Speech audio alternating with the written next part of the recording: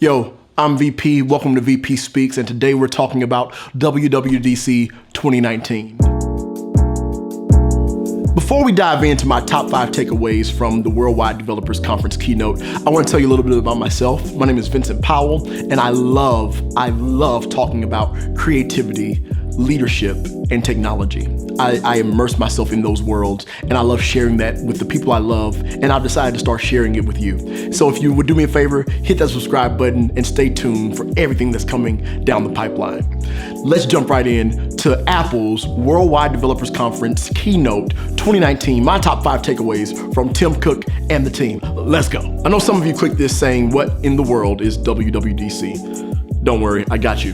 So WWDC, or DubDub, stands for the Worldwide Developers Conference. And basically this is Apple's annual conference that they hold in the summer for all the developers of different applications and software for their iPads, the iPhone, the Apple Watch, Apple TV, and macOS. So that's your desktop, that's your iMac, your Mac Pro, your MacBook Pro, your MacBook Air, your MacBook. Did I name everything? I think so. This is where they all come. They come like a big mecca, and they all come together. So all the developers of all your favorite apps, from Instagram to, I don't know, Facebook or Tinder, whatever, they come and find out all the new features that Apple's rolling out this year for new software, so they can figure out how to implement it into their software and also how to make their software ready for the big rollout that will come out in the fall. Now that you're all caught up and that you kind of understand,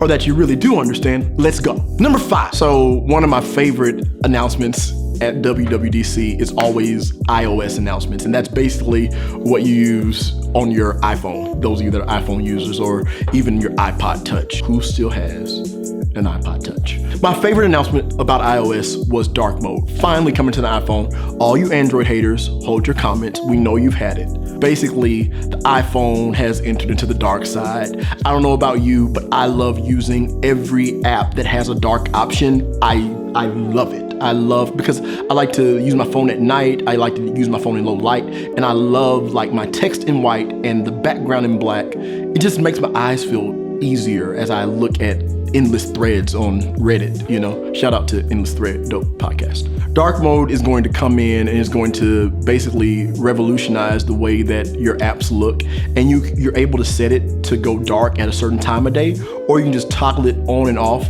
to just stay dark, which I probably will do. It probably will just stay dark on my end, and basically whatever wallpaper you're using, it'll automatically dim, or there are some special dark mode wallpapers that totally transform into a different wallpaper under your settings. So that was a cool update. The other feature that I really loved them rolling out about iOS 13 was Find My. Now Find My Friends and Find My iPhone, which was also becoming like Find My iPad, Find My Mac, they've all merged into one app where you can just find whatever is attached to your Apple ID. And they have this new cool feature where if you've lost a device, it'll basically in standby mode be able to latch on to other devices, Bluetooth or Wi-Fi signals, to still get you a signal to let you know exactly where that device is. I wish I had that when I lost my AirPods about 3 weeks ago during my graduation from USC. I literally was standing up to get my name called and they fell out of my pocket. I didn't feel it, but once it happened, I knew exactly what was going on. Once I realized I didn't have them anymore. So Find My, that's a dope feature. And then another fun thing was sign in with Apple ID. Basically how you log in with like Google or Facebook on new apps or new websites. You're not gonna be able to tap a button that says sign in with your Apple ID. From there, they're gonna build an entire email address that hides your actual email address from said service. And that way they can send emails to you and it'll still forward to you and you can cut it off at any time, but they never get your personal information. I appreciate the privacy that Apple provides. Never forget that Vegas stunt they pulled at CES. The next big announcement, number 4, was WatchOS 6, which is the software that runs on your Apple Watch. And it basically will update to all Apple Watches that are Series 1 or newer. Basically, people that are Series 0 are the only ones that lose out. I think I might be Series 0, I'm not sure. Should do better. On your watch now, you'll be able to have your own isolated app store that does not need your phone to offload and download apps to your watch. So basically you'll be able to listen to audiobooks, make voice memos, use a calculator.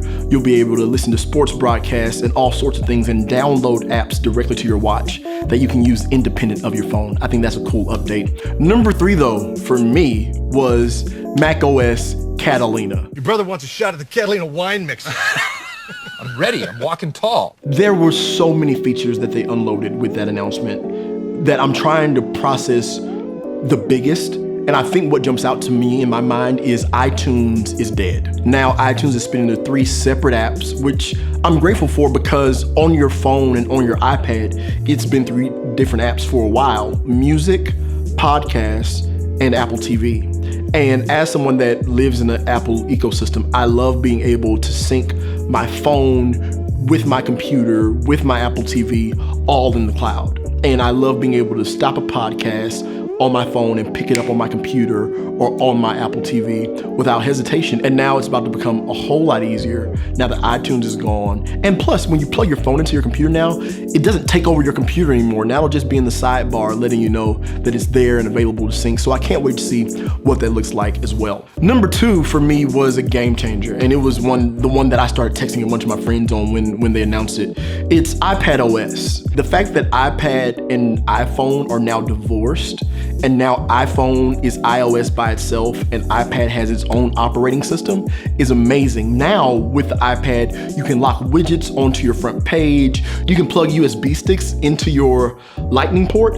That is amazing because now, to me, what I feel has happened is Apple has now made the iPad more a viable competitor with the Microsoft Surface. And the reason the Microsoft Surface is such a great seller to me is it comes with that slim frame that you can just fold up and throw into a light bag without thinking, oh my God, I have my whole MacBook Pro with me and I'm carrying $3,000 in my bag.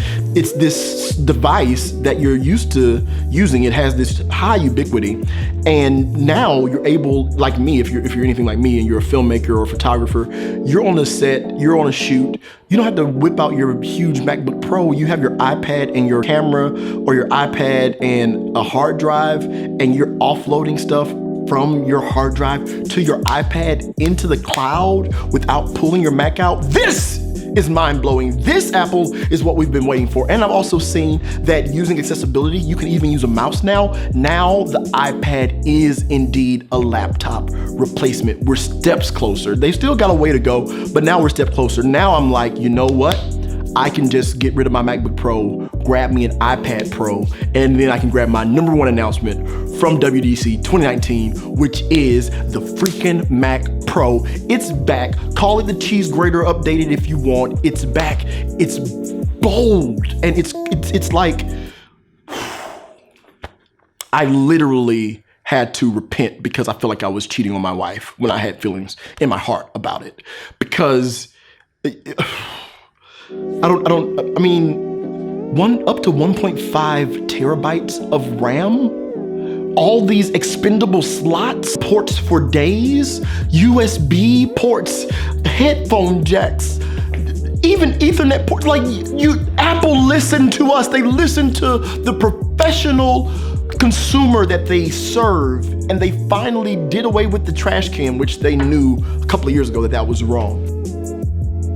The Mac Pro is like $59.99 starting price. The display is $49.99 starting price. And then it's like, oh, also for $1,000 you get the stand. They literally should have just mentioned that it was an extra $1,000 and then said, oh, you can buy it without the stand for $49.99. I think that would have been a better move, but thanks, Apple.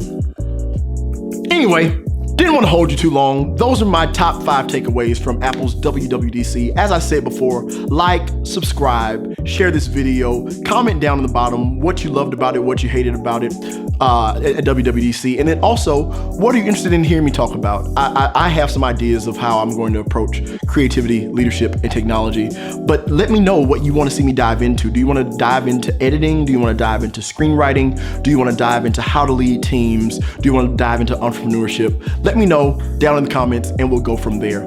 Thank you so much for joining me. BP Speaks. Follow me on my socials and I'm out of here. I'm done. I did it. I made a YouTube video. for myself.